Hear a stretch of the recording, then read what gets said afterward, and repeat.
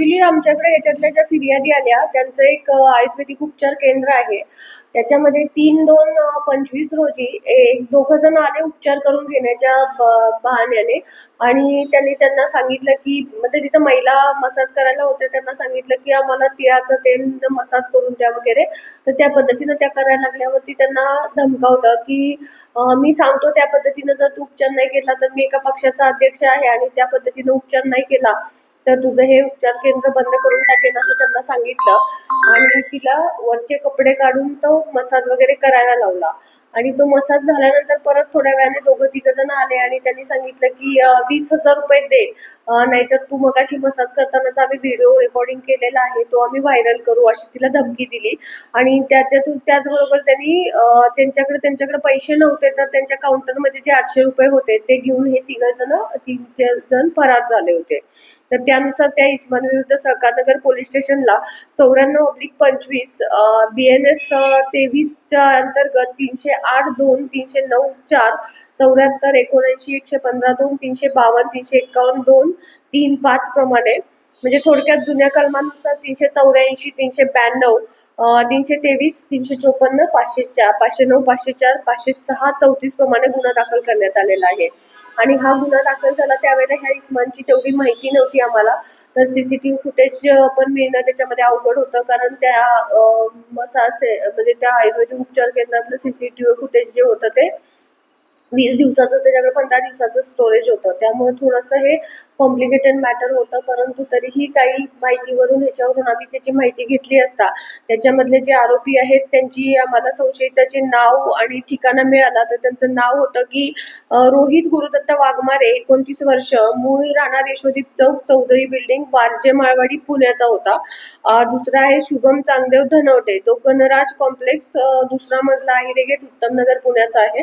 आणि तिसरा आहे तो राहुल ज्ञानेश्वर वाघमारे, वय 36, हा मामासाहेब मोहोळ शाळेसमोर केळेवाडी पौड रोड, कोथरूड, असा तिघांचा आहे. आणि सुरुवातीला ह्यांचं लोकेशन पण पुण्यात येत नव्हतं, ते बाहेरचं येत होतं. त्यानंतर ज्या वेळेला त्यांचं पुण्यातलं लोकेशन मिळालं ते वारजेच्या हद्दीत मिळाल्यानंतर ह्यांना शोधून काढलं. ह्या तिन्ही आरोपींना आम्ही पकडलेलं आहे. आणि थोडक्यात ह्यांच्याकडं 12-3 पर्यंत त्यांची आम्हाला पोलीस कस्टडी मिळालेली आहे.